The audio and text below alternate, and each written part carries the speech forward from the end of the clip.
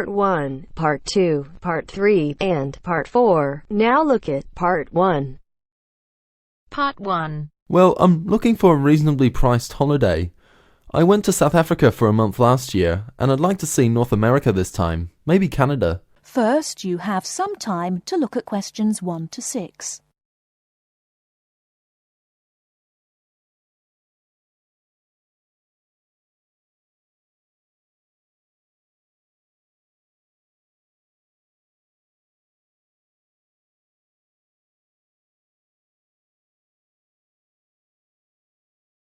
Listen carefully and answer questions 1 to 6. Hello, welcome to the travel depot. How can I help you? Well, I'm looking for a reasonably priced holiday. I went to South Africa for a month last year, and I'd like to see North America this time, maybe Canada. But I'm also interested in Europe if the prices to Canada are too expensive. I'm on quite a tight budget, you see. Well, you could go to Europe, but I'll get some prices for Canada first. I've been to Vancouver. It's lovely at this time of year. And we have some special offers on at the moment. Okay, well, I have some relatives over in Vancouver, so that would be good. I can always travel around Europe next year. Besides, it may be a bit too hot for me at this time. Right, let's have a look at some prices then. When would you like to go? Sometime at the end of next month if possible, but I'm quite flexible any time between the 24th and the 31st. I'd like to go for 3 weeks. Well, there's lots of availability for those dates. Now, if you're concerned about the cost, it's cheaper if you don't mind not flying direct.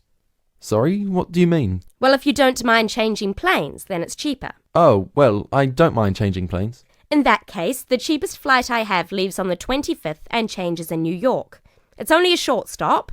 You'll be in the airport for 2.5 hours. How does that sound? Sounds good, but what's the price? That's £412 for a return flight, but that doesn't include airport tax. Would you like to arrange any accommodation? No, I have a cousin I can stay with. All I need is the flight, so I think I'll take that one. Right, I'll just check availability for your return.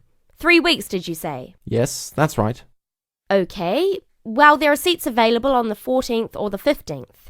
Which one would you prefer? The 14th sounds good. Yes, from the 25th to the 14th sounds fine. I'll reserve that for you then. Can you tell me your name, please? Jim Jackson. Is that Jackson? That's right. And can I take an address and contact number? Yes, it's 10 Allen Road, Oldham. Do you want a home number or my mobile? Either's fine.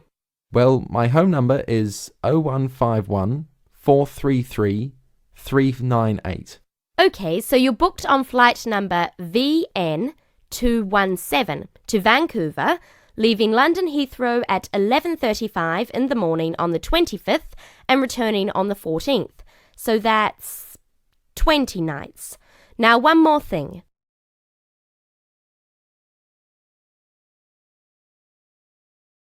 Before you hear the rest of the conversation, you have some time to look at questions 7 to 10.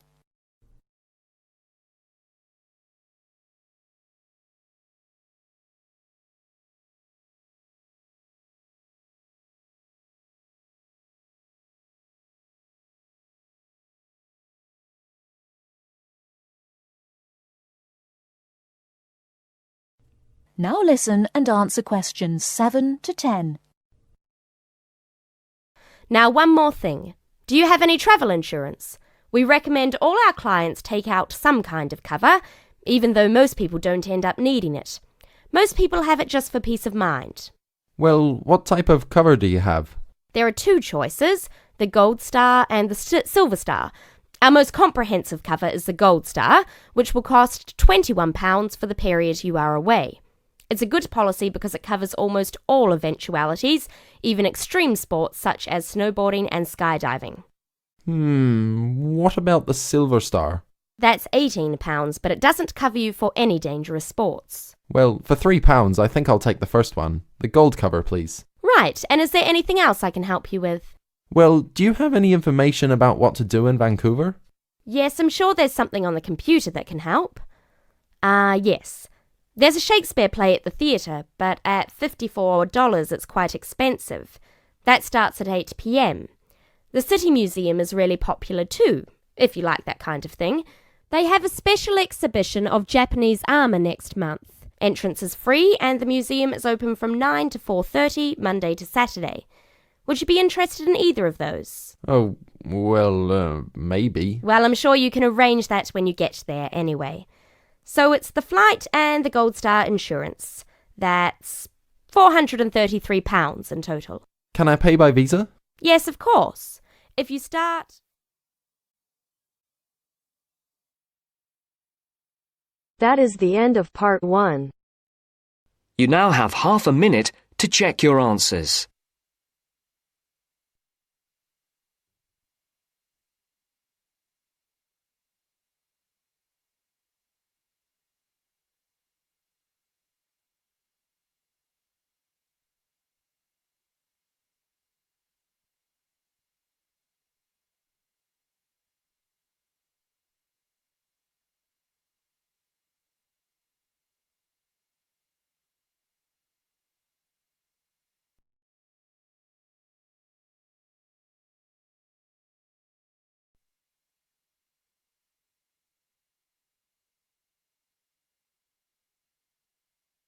Now turns to part 2.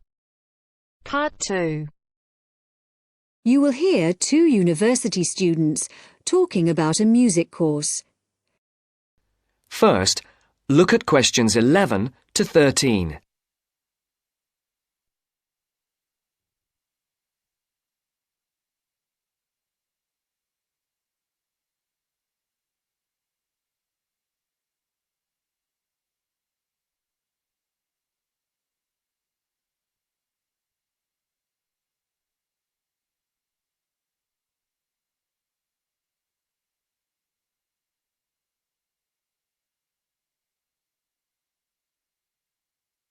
As you listen to the first part of the interview, answer questions 11 to 13.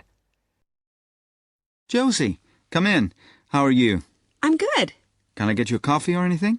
No, that's okay. I can't stay long, but you said you wanted to talk to me about that course I'm doing this semester, Music 103? That's right. Actually, I was a bit confused because I thought you were majoring in maths. That's right, I am. I'm doing 4 maths modules this year, but it's an optional course. You just choose it if you're interested, and you can do it whatever department you're in. Why? Are you thinking about doing it? Well, I'm not sure. What are the requirements? What? The course requirements. I mean, what do I need to know about music to be accepted on it? I do listen to a lot of music, everything from hip-hop and rap to classical. And I can sing, sort of. Well, for a start, one special thing about this course is that it's distance learning. You don't actually have to be at the university to do it, and you don't have lectures. So you've got to be able to work on your own without someone telling you what to do all the time. Oh? Oh. No, that should be okay, I reckon. I'm more worried about the actual musical stuff. Like, I don't know how to read music. That doesn't matter. They don't assume that. You'll learn as you go along. How's your maths? Not too bad. Right. Some of it's quite mathematical, so you really need to be strong there. But you play the violin, don't you? I don't play anything. You don't need to. What about computer skills? You're okay there? Yes, reasonably. Does that matter? Yes, I'd say they're essential. Like I said, it's all distance learning, so it's computer-based. Now look at questions 14 to 20.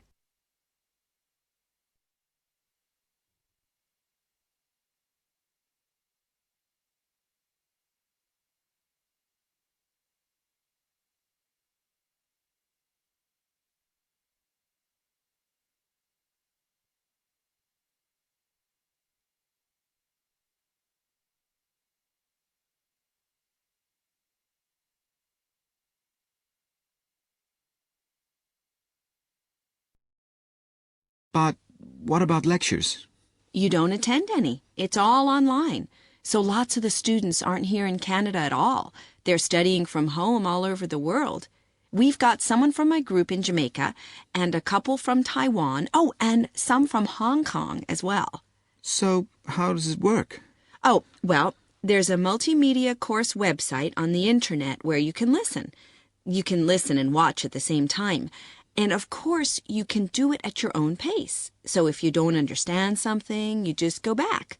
Or if you want some more examples of the music, there are links there to things that you can listen to. There's quite a lot of theory, but it's all done through musical examples, so it's practical at the same time. Like in the last module I did, we looked at a bit of the music from the movie Star Wars. The Darth Vader theme, you know. Dum, dum, dum, dum, dum, dum. Yeah. Yeah. Then we looked at a theme from Wagner's Tristan and Isolde. Do you know it? Written in the 1850s. And we could see there were all sorts of parallels between them.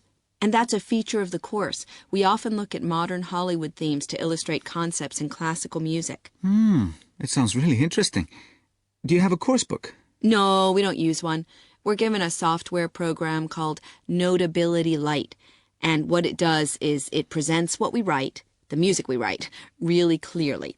And it also allows us to play back any piece of music on our computer at home. But that's not all.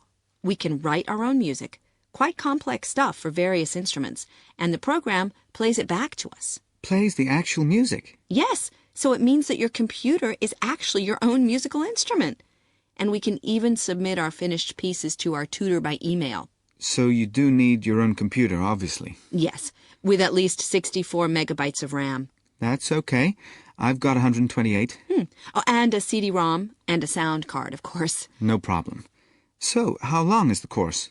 It's 6 months. There are 2 a year, so you could actually enroll for the next one if you wanted. It starts in January. I started last September and I finish in February. And how many credits is it? 3. In order to pass, you've got to do 6 assignments. I'm just doing my 4th one now. And take a final examination. Oh, anyway, why don't you call round sometime and I'll show you the sort of things we do. You can even listen to some of my music. That would be great. Well, thanks, Josie. Now, are you sure you don't have time for that coffee? That is the end of part 2. You now have half a minute to check your answers.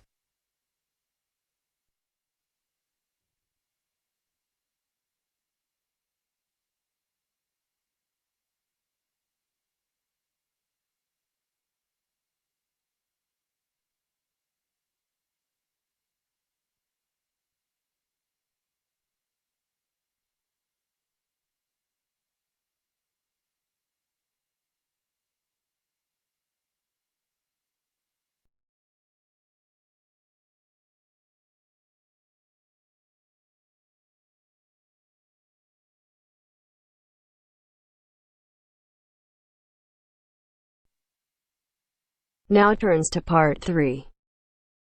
Part 3. You will hear a talk on ocean spills. As you listen to the talk, circle the appropriate letter for questions 21 to 23. First, look at questions 21 to 23.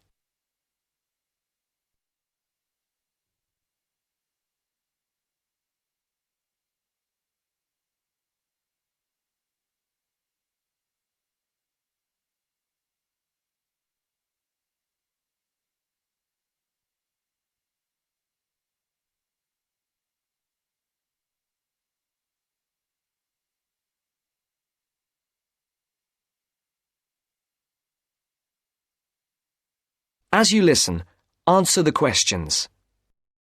Good morning, everyone.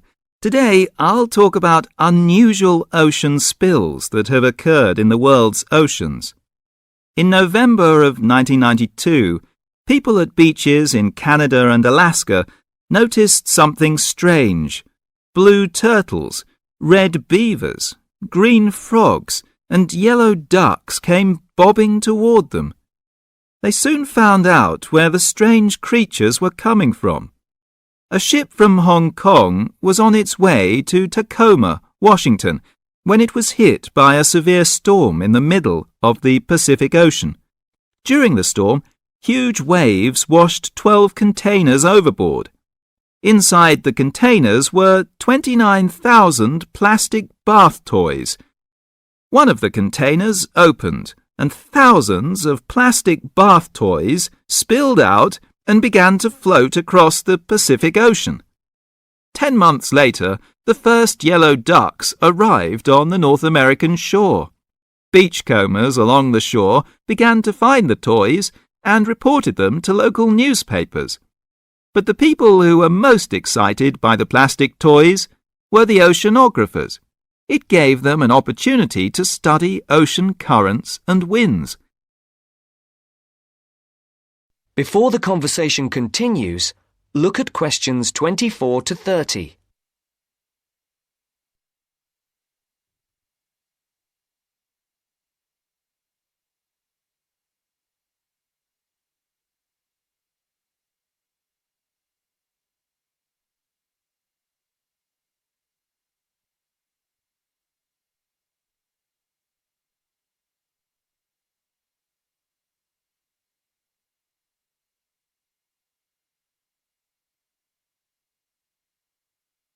Now listen to the second part of the discussion.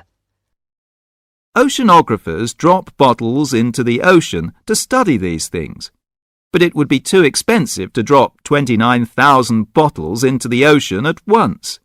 Imagine the value of studying the plastic ducks and frogs. This gave some interesting information to the oceanographers. The first toys were picked up in Sitka, Alaska, 10 months after they were washed off the ship. Some headed back into the North Pacific, while others drifted around the Arctic Ocean and headed for the North Atlantic. Many of the toys were swept northeast by the wind and were frozen in the ice of the Bering Sea. They're expected to cross the North Pole and float on down to the British Isles. This reminds me of another unusual ocean spill. In 1990, a ship travelling to the west coast of the United States from Korea was caught in a severe storm. The waves swept 21 containers of Nike shoes into the water. Scientists estimate that about 80,000 running, jogging and hiking shoes, 40,000 pairs of shoes, to you and me, hit the water at once. The shoes were for men, women and children. About 6 months later, people at beaches from Oregon to British Columbia began to find running shoes washed ashore. By the end of the year, Washington newspapers reported people finding hundreds of shoes. In Seattle, thousands of shoes floated to shore. Since the shoes were not attached, they arrived one at a time. The shoes were dirty, but after they were washed, they were still in good condition. People set up exchanges to find matches for their shoes. Oceanographers studied the information to learn more about the ocean. Some Nike shoes reached Hawaii, others went to the Philippines and Japan. According to the scientists, some of the shoes are on a trip around the world and should end up back in Washington and Oregon. Can you believe it? Many pairs of running shoes, as well as plastic ducks and frogs, are still on their ocean journey. So if you go to a beach anywhere in the world, don't be surprised if you see a green plastic frog or a woman's size 7 jogging shoe bobbing toward you. So keep your eyes out, so you may find free bath toys and even a new pair of shoes. Thank you for attending my lecture.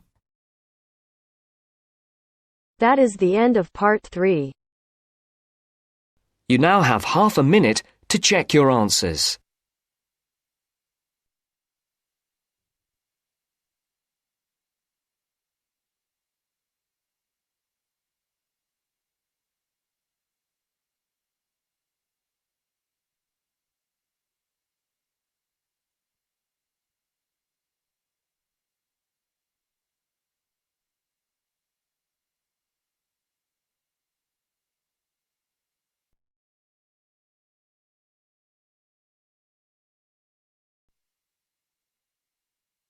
Now turns to part 4.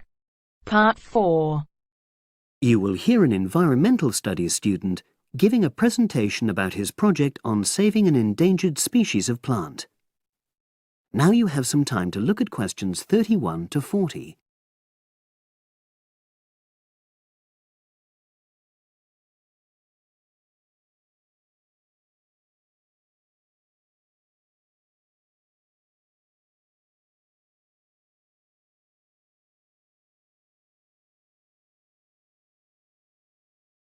Now listen and answer questions 31 to 40. For my presentation, I'm going to summarise what I've found out about efforts to save one plant species, the juniper bush. It once flourished in Britain and throughout the world's temperate zones, but over the last few decades has declined considerably. Before I go on to explain the steps being taken to save it in England, let me start by looking at some background information and why the juniper has been so important in cultural as well as ecological terms, historically and in the present day. Firstly, I want to emphasise the fact that juniper is a very ancient plant.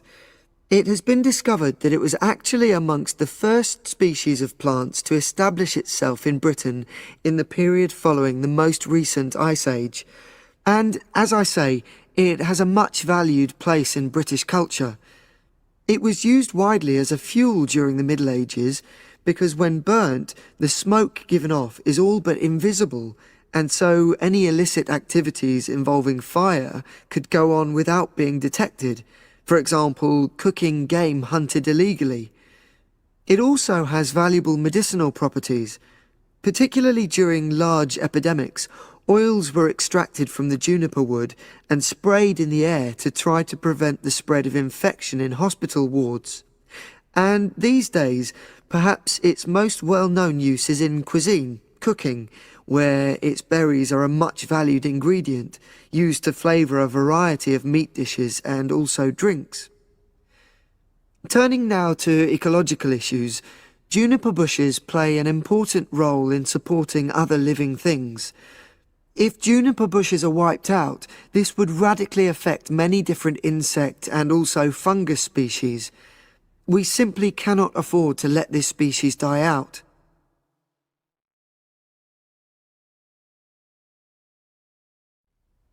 So, why is the juniper plant declining at such a rapid rate? Well, a survey conducted in the north and west of Britain in 2004-5 showed that a major problem is the fact that in present-day populations, ratios between the sexes are unbalanced, and without a proper mix of male and female, bushes don't get pollinated.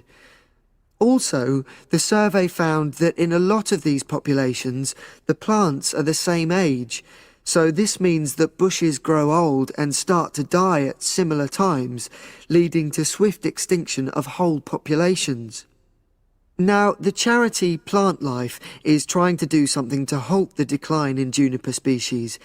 It's currently trying out 2 new major salvage techniques, this time focusing on lowland regions of England. The first thing it's trying is to provide shelters for the seedlings in areas where juniper populations are fairly well established. These, of course, are designed to help protect the plants at their most vulnerable stage. A further measure is that in areas where colonies have all but died out, numbers are being bolstered by the planting of cuttings which have been taken from healthy bushes elsewhere. Now, I hope I've given a clear picture of the problems facing this culturally and ecologically valuable plant, and of the measures being taken by Plant Life to tackle them. If anyone has any questions, I'd be happy. That is the end of part 4. You now have half a minute to check your answers.